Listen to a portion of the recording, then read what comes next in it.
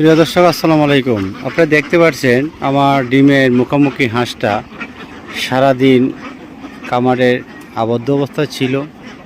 এখন বিকাল হয়ে গেছে, এখন হাঁসটা ধীরে ধীরে যেখানে থাকার স্থান আছে সেই স্থানে সে যাচ্ছে।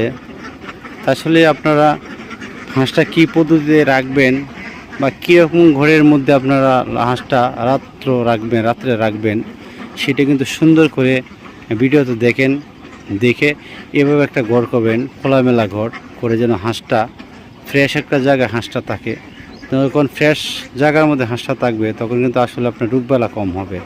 হাঁস কিন্তু রোগ কম হয় যখন জায়গা পরিষ্কার থাকে, সেই সময় আপনার হাঁসটা রোগ কম হবে। আসলে এই যে ঘরটা দেখতে পাচ্ছেন, হাঁসটা ঢুকে গেছে, প্রায় কিছু হাঁস রয়ে গেছে, এখনও আসতেছে এবং মুখোমুখি হাঁস।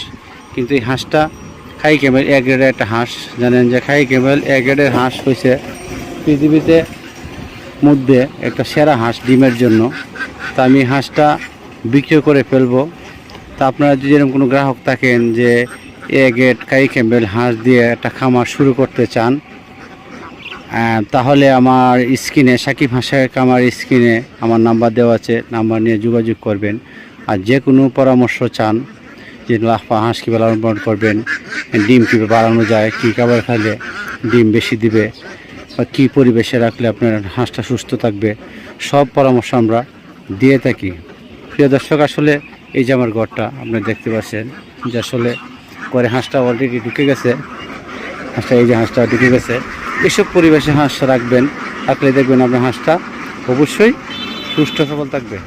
প্রিয় দর্শক, এই বলে আজকে ভিডিও এখানে শেষ করছি। আসসালামু আলাইকুম রহমতুল্লাহ।